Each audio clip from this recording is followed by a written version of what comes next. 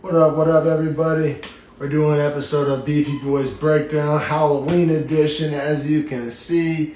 And my costume, we look better as a family unit. And I'll get my partner Harrison on here. We're going over UFC 267 on episode 66 of the Beefy Boys Breakdown. Main card time, absolutely stacked, star-studded, Fight Island. Let's get it. Got the Halloween candy, you know what I'm saying?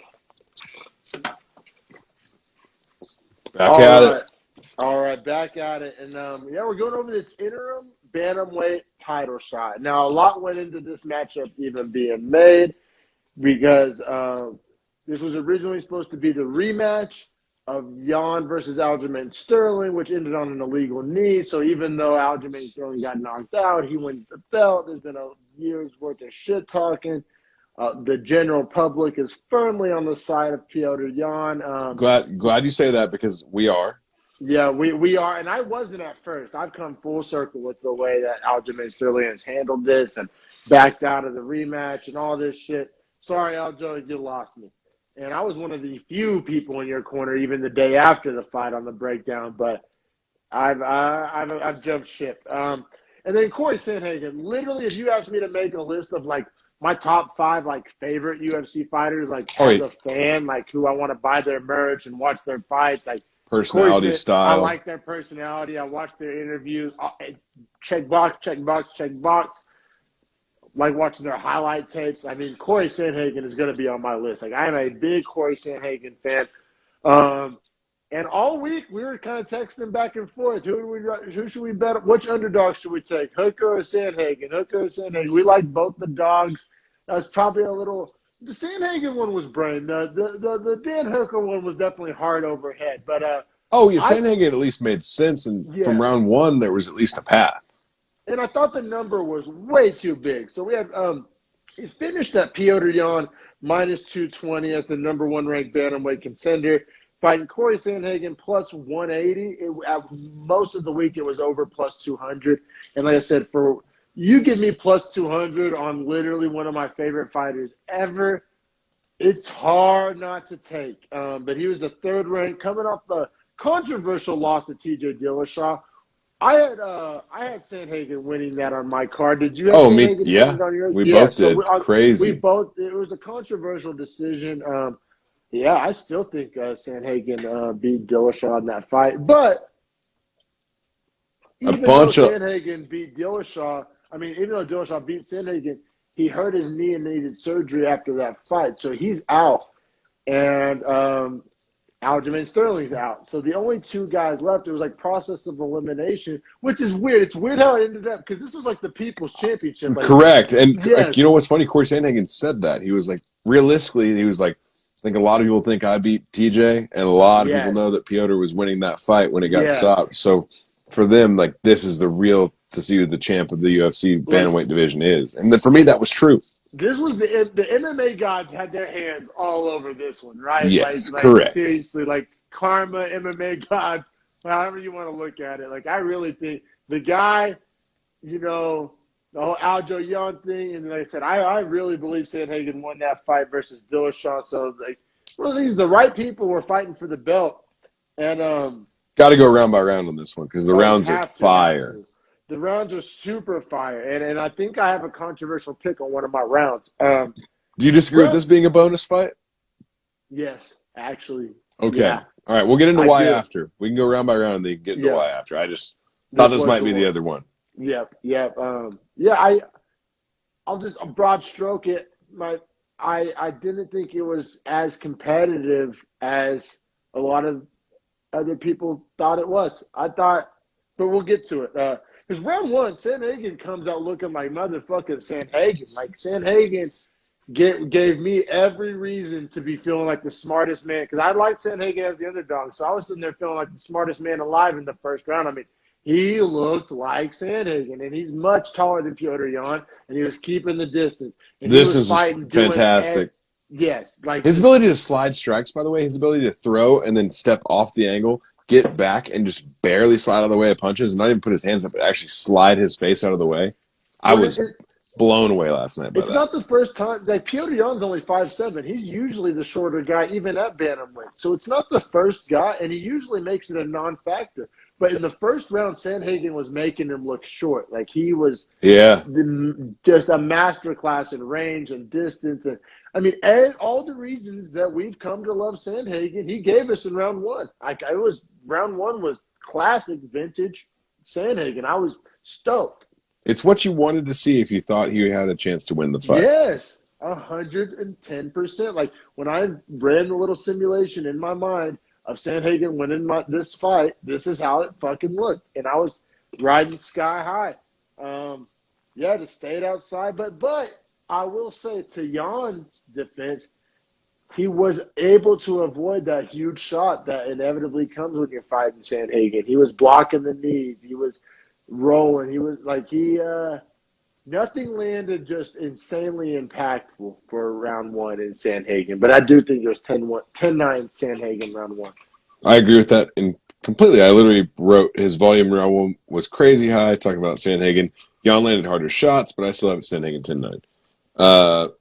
And then round two, man. Round two was so great that I wrote this fight's a banger in all caps because it was just a fire-ass fight, man. I love this fight. But I will say, now here's where it started to turn the tides, in my opinion, is Jan downloaded some of the patterns of Sandhagen coming into round two, like some of his feints, some of the way he sets up some of those strikes that he was getting hit with. And Sandhagen came with the same volume, but was getting countered and was missing a lot more of his shots. And I thought it tilted the round toward Jan.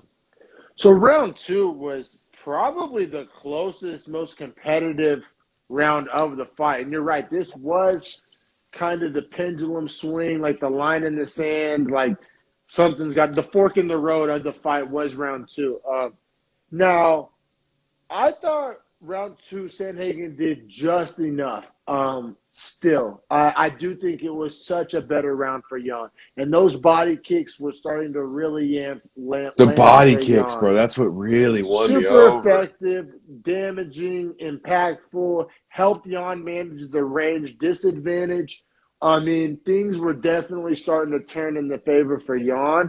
I just think that Sandhagen did just enough. I had a 10-9 Sandhagen in a coin flip. The significant strike numbers were in the side of Sandhagen.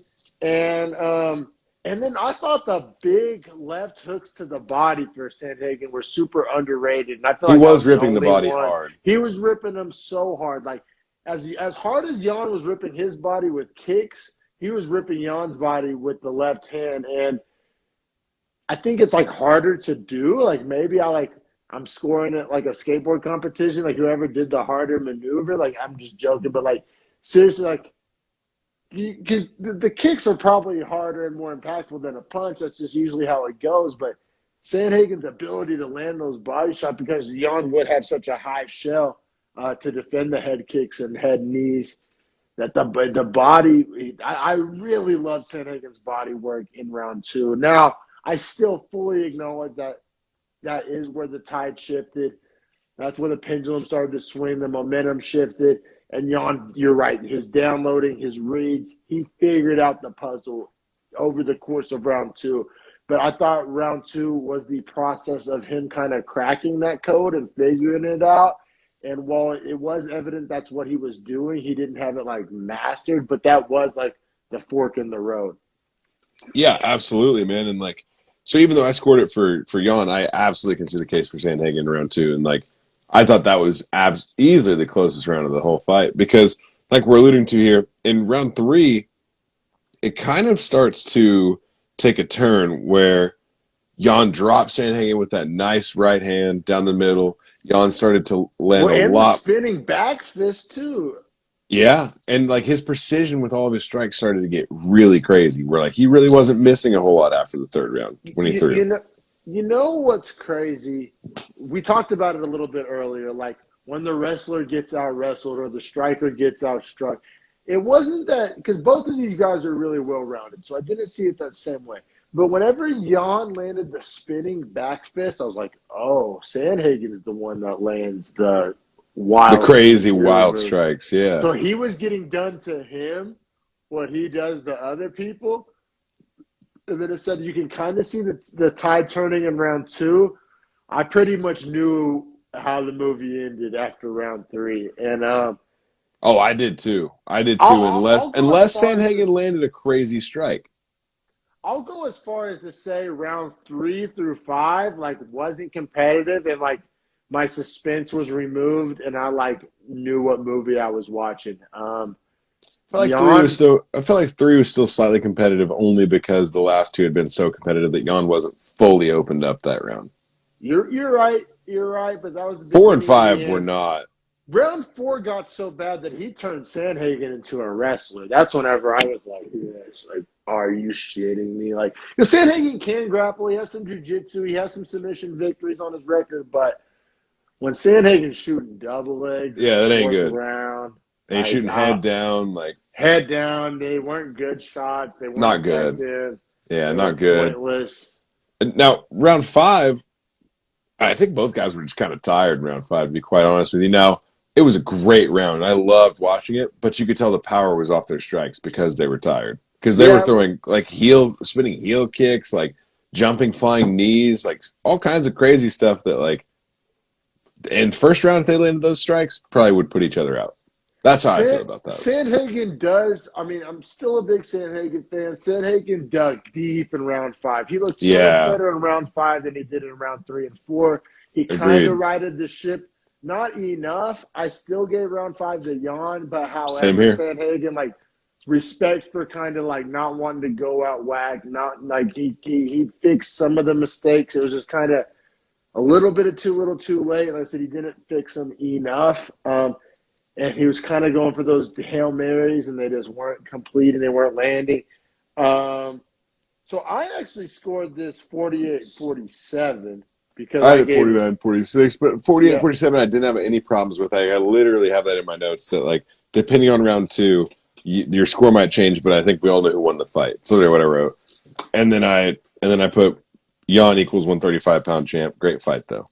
Yeah. Jan like won that fight. Jan proved he was the best 135 like pounder because okay, I'm glad you say that. That's exactly how I felt after watching that whole fight. It's like word for word out of my mouth. Like, especially how he's we the solidified. saw the Sandhagen-Dillashaw fight going down. Like, I think Jan whoops Dillashaw's ass probably even worse than he whoops Sandhagen. So weird, dude. I had the same thought, dude. Our brain was in lockstep on this fight because, like, for Dillashaw, that's a bad matchup. Yeah, and I think he owns Sterling mentally, spiritually, physically. Like, I think he owns him.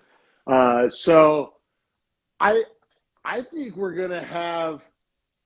I think this round robin's not going away though. Like, I think all these guys. I think we're gonna have kind of like a welterweight situation where how they have Edwards, Masvidal, Burns, and Kamaru are all kind of just mixing it up in that cesspool.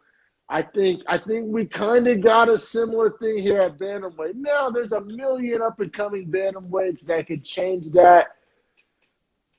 Dominic Cruz is still holding on to that dream of cracking that. I do think we have a 1 and a 1A situation. Like, I do firmly believe Jan is the best. But, I mean, if you're on any given night, the Sandhagen, Dillashaw, Aljamain Sterling round robin, like, I don't know where I stand on that whole fallout. I really don't. I don't know either, man. Like, I guess Aljamain has to. I mean, Dana White already said it. Like, Aljamain gets to fight for the belt and everything, but like, it's like a default paper champ type of deal, right? Well, it's like interim versus because they never stripped him of his belt, so like he still has the real belt. Jan just has like the interim, which is essentially like it's like giving you a key to the door to get to fight the guy. Like no one else can take that interim belt off Jan because it's rightfully his. However, when the real champ steps back, the interim and the real champ have to fight. Like that's like an ordered fight almost. Yes. Yeah, I know. So then you're stuck with Dillashaw Sandhagen in the same fucking place they both were sitting fucking 4 months ago? Like, you know what I mean? Like, I'm with you, bro. Like, I don't know. 135 is gonna have some logjam now, but that's all right. Yeah, I mean, definitely some logjam, definitely some round robins. I definitely see many rematches.